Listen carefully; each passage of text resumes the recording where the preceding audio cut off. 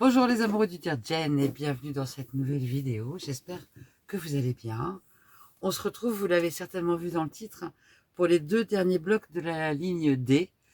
Et ça veut dire que j'ai fini les lignes A, B, C, D et puis quelques blocs un peu autour. Donc les blocs qu'on voit aujourd'hui, c'est le bloc D11, celui-là, et le bloc D12, celui qui est en haut ici. Ce sont des blocs qui m'ont l'air globalement assez simples. Et vous allez voir, j'ai choisi des tissus complètement différents. Donc ça va être intéressant de voir comment ça contraste, ces deux blocs-là côte à côte. Et en fait, puisque j'ai fini les lignes ABCD, pour ceux qui suivent les vidéos depuis longtemps, vous vous souvenez certainement qu'il y a une vidéo où j'avais fini du A1, je vais le faire dans votre sens, du A1 au D4, je pense, et puis après du A5 au D5, 6, 7, D8, je pense, 9, 10, 11, 12, 13. Et là, j'ai fini donc de A9 à D13. Donc, ce qui veut dire, pour ceux qui le savent, je suis en camping-car, et comme je suis en camping-car, c'est pas possible d'imaginer quilter le Dirgen dans son ensemble. Donc, je prépare les sandwichs, j'ai préparé les sandwichs pour les deux premiers blocs de 8 blocs. Et là, je vais pouvoir préparer le sandwich pour le troisième bloc de ces quatre lignes-là. Et donc, je vais pouvoir vous montrer ensuite comment je les attache ensemble, etc. Il y a un petit peu de travail parce que bien sûr, il faut créer toutes les bandes autour. Mais on va faire ça dans les prochaines semaines, je pense. Ok, bien sûr, si vous aimez cette vidéo, pensez à mettre un petit pouce j'aime. Pensez à vous abonner si ce n'est pas encore fait et à poster vos messages et vos questions dans les commentaires. Et place au tutoriel. Alors, ce bloc D11, pour moi, ça va être un mélange de piécé et d'appliqué. La construction, ça va être de partir du carré central et d'ajouter les 4 triangles. Puis d'ajouter, donc on aura un nouveau carré, d'ajouter ces triangles-là. Ensuite, on va ajouter ces pièces-là, sans tenir compte des losanges. Et tout ça sera en piécé, sauf les losanges qui, pour moi, vont être en appliqué à ajouter par-dessus. Donc, je vais marquer, comme d'habitude, ce qui se fait en couleur ou en beige.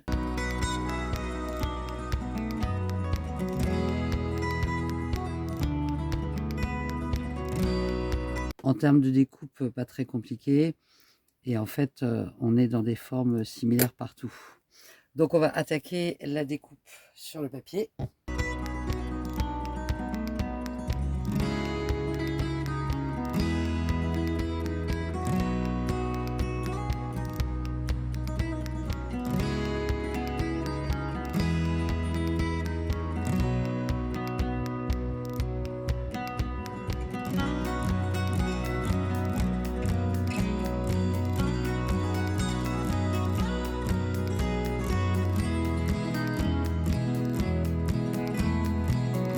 Donc je pense que j'ai toutes les pièces. Donc on a 4 formes comme ça, en beige, les 4 triangles, 1, 2, 3, 4, les 4 triangles, les 4 losanges et le carré central. Et ce qui ne me manque pas, voilà. Et les 4 petits triangles beige qui sont là. En termes de tissu, le beige comme d'habitude, et je vais prendre ce tissu-là. Alors l'idée c'était d'avoir quelque chose qui soit un peu fort, donc plutôt sombre, peut-être avec un petit peu de motif. Alors si je commence par le beige, ok, donc je vais dessiner toutes les formes bien sûr, et je reviens. Donc normalement j'ai découpé toutes les pièces, on va s'assurer que j'ai pas fait d'erreur, et on va donc reprendre notre dessin. On a donc un carré central en couleur, entouré des 4 petits triangles beige pour moi, qui forme donc un nouveau carré, auquel on va ajouter les 4 triangles de couleur.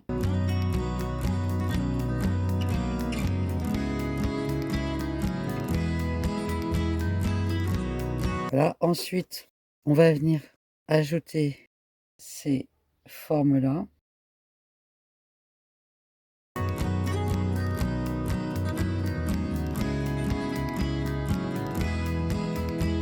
Et ensuite, en appliqué, on viendra mettre les petits losanges comme ça.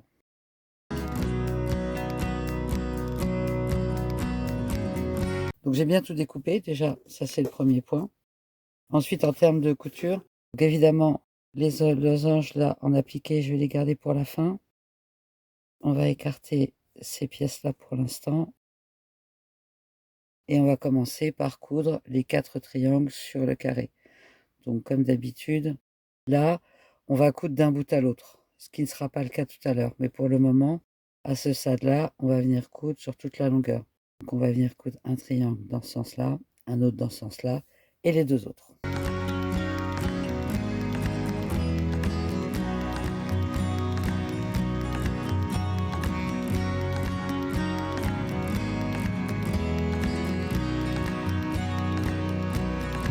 Alors ça y est, le centre est cousu. Ce qu'on va venir faire maintenant, c'est de rabattre et de venir coudre les triangles, les 4 triangles de tissu coloré.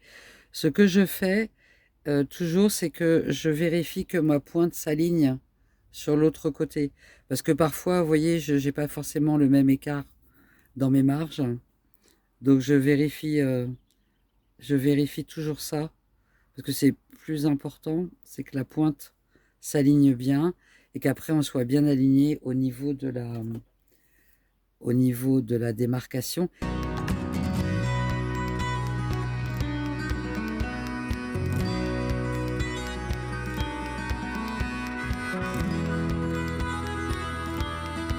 Donc je couds celui-là, je couds ensuite l'opposé, et puis après je fais les deux autres et je reviens.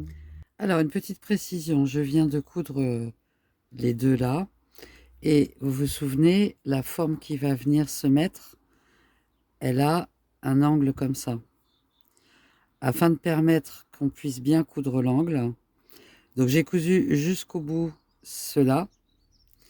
Par contre, les deux opposés, je vais démarrer ma couture à peu près à 1/4 inch, de façon à permettre, quand je vais vouloir coudre l'angle, de pouvoir coudre comme ça et puis ensuite basculer. Donc, je l'ai positionné correctement de façon à avoir l'angle qu'il faut des deux côtés et à ce que la pointe soit centrée. Je vais le coudre et je vais bien laisser 1/4 inch là et 1/4 inch là pour pouvoir faire cette manipulation sur la couture suivante. Donc j'ai cousu les 4 triangles de couleur. Maintenant, ce que l'on va faire, c'est venir coudre ces parties là-dessus. Pour ça, on va venir coudre déjà ces deux côtés-là, en laissant bien 1/4 inch de chaque côté. Donc je vais venir coudre là et là, là, là, ici, ici, ici et ici.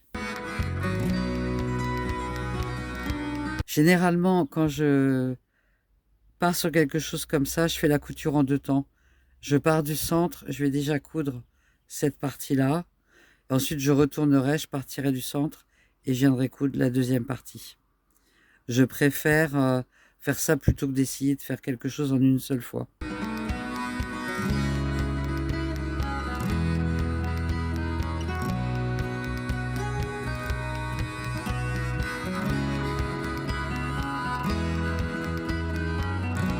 Donc je vais faire déjà cette couture-là, en partant bien du centre, surtout pas dépasser.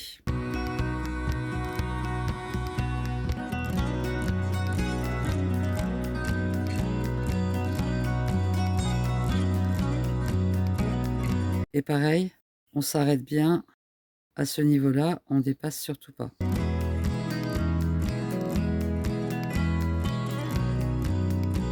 Une fois que je suis là, on va venir se positionner comme ça pour pouvoir venir coudre l'autre partie. Donc généralement, je retourne, parce que c'est exactement la même chose. Je sais d'où je suis partie, du centre, et je vérifie juste pour aligner bien sûr les deux parties.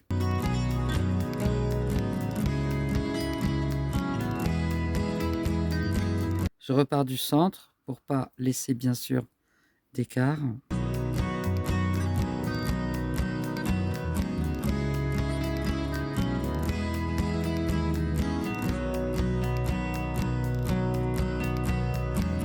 Et donc là, on a une couture qui est bien, qui est nette. Et on a de la marge, bien sûr, pour pouvoir venir ensuite, quand on aura cousu celle-là, rabattre et coudre les angles. Ok, donc ça c'est bien. Je vais faire la deuxième de l'autre côté, les deux autres, et je reviens. Alors j'ai fait les coutures de ces quatre côtés-là. Maintenant, on a besoin de rejoindre toutes les pointes. Pour moi, c'est toujours la partie la plus compliquée d'arriver à être bien équilibré là-dessus. Donc, ça se retourne facilement puisqu'on n'a pas cousu jusqu'à la pointe. Et ce que je fais toujours, c'est de regarder en les alignant si la pointe est correcte avant de passer à la couture. Alors, c'est toujours un peu compliqué.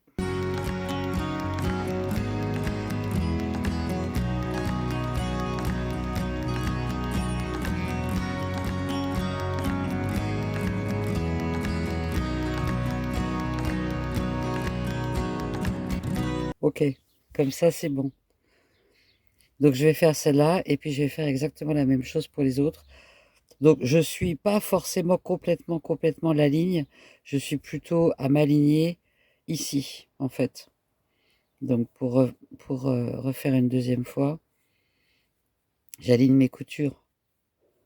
En fait, j'aligne pas sur le bord, j'aligne les coutures. Une fois que mes coutures sont alignées, là, je pose des épingles pour m'assurer que je suis bien droite, que l'angle va être bien fait.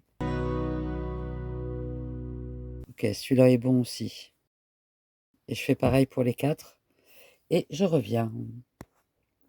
Donc voilà, les quatre angles sont cousus. Et sans l'avoir repassé avec ce tissu, ça permet de bien le mettre à plat. Je trouve que c'est pas mal. Il nous reste donc à faire en appliqué ces petites pièces-là. Et en fait, elles viennent vraiment au bord. Là, je suis en train de regarder. Donc elles vont venir toucher. Et d'ailleurs, si on regarde, je vois ma ligne par transparence. Elles tiennent juste comme il faut par rapport à la ligne de 1/4 de inch de la couture.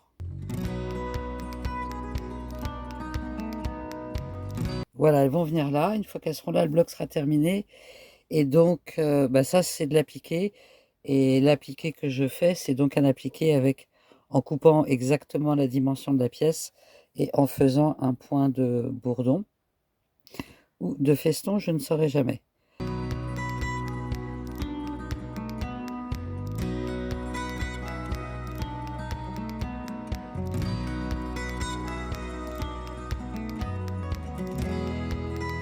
Le D12 est potentiellement un bloc qui pourrait vraiment se faire en foundation paper piecing, en composant ces parties-là, comme ça, ces trois blocs, et après en ajoutant les bandes et celle-là. Mais je ne l'ai pas imprimé, je l'ai imprimé sur du papier plus cartonné, donc je vais rester dans la méthode classique de couture. Donc, on va avoir une bande comme ça, beige.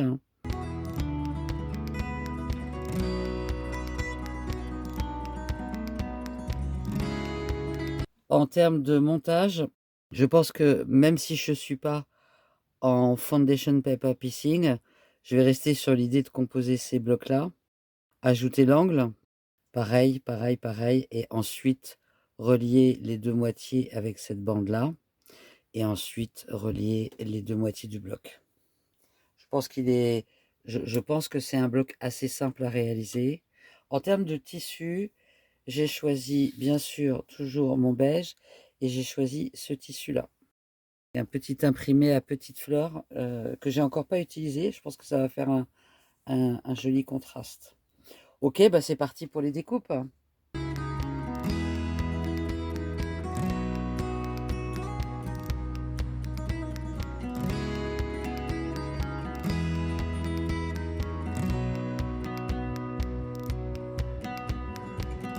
Donc je viens de dessiner toutes les formes sur le tissu coloré. Donc on a 4 carrés et 4 formes pour faire angle gauche et 4 pour faire angle droit. Donc je vais les découper et ensuite je vais faire la même chose pour les formes sur le tissu beige. Alors toutes les formes sont découpées. Maintenant je vais regarder comment, si j'ai bien tout découpé, si j'ai bien le bon nombre de pièces.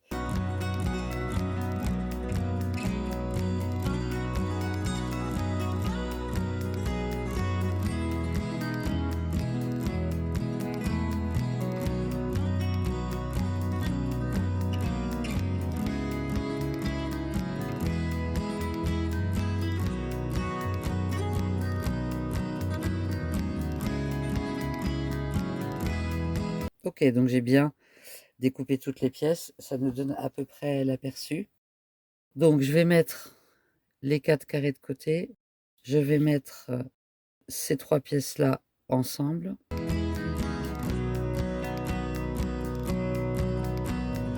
Et je vais commencer par réunir, faire ces quatre blocs.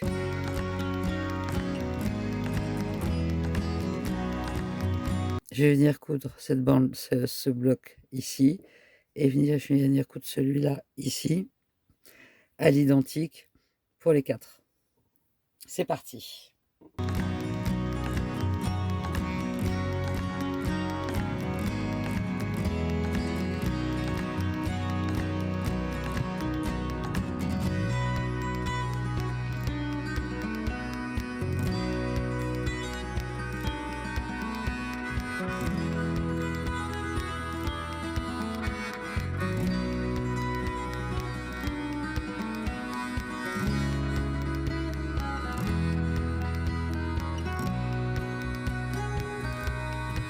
Alors, je viens de finir la couture de ces 4-là.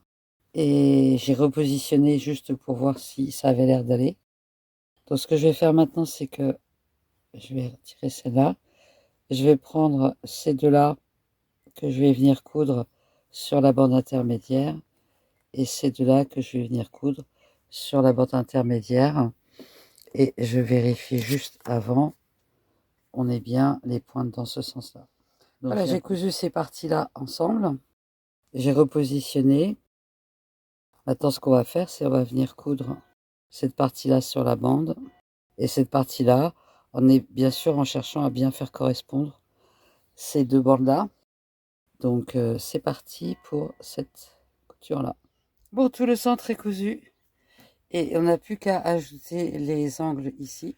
Pour faire les angles, j'ai décidé de faire en appliqué avec un point invisible. Donc en fait, je plie un côté sur ma ligne. Éventuellement, on peut utiliser la petite roulette. Je plie le côté perpendiculaire et je viens le mettre dans l'angle. Je l'aligne des deux côtés sur les bords. Alors là, effectivement, si j'aligne celui-là, évidemment, c'est forcément celui-là que je prends et qui n'est pas très aligné. Mais là, on est, je pense, à peu près au milieu.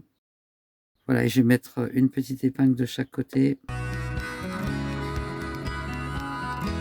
Et pour la couture, je vais partir en... Là, pour le coup, je vais faire en point invisible. Là, par exemple, je pars de ce bord-là. Donc en point invisible, on vient piquer en dessous et on vient piquer vraiment sur le bord du tissu. Évidemment, là, j'ai plein d'épaisseur. On a plein d'épaisseur à ce niveau-là. On vient piquer en dessous à la hauteur de là où on est sorti. On sort à l'extérieur sur le bord. Le plus possible au bord pour que ce soit le moins visible possible, évidemment.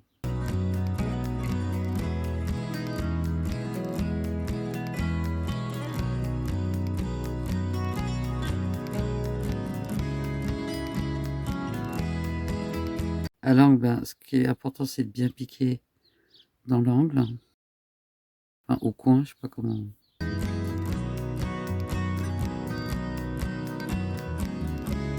Et là où on a le rabat du tissu, de bien faire en sorte qu'il reste bien en dessous.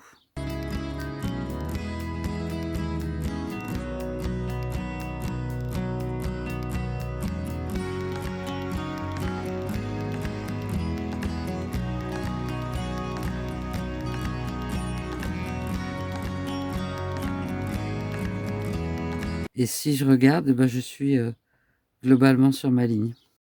Même plus que globalement, je pense que je suis sur ma ligne.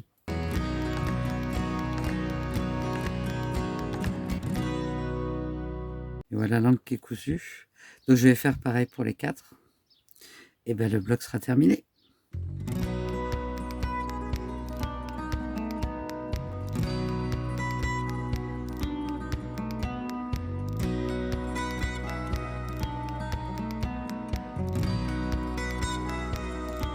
Donc voilà les deux blocs, le D12, le D11 et le D12.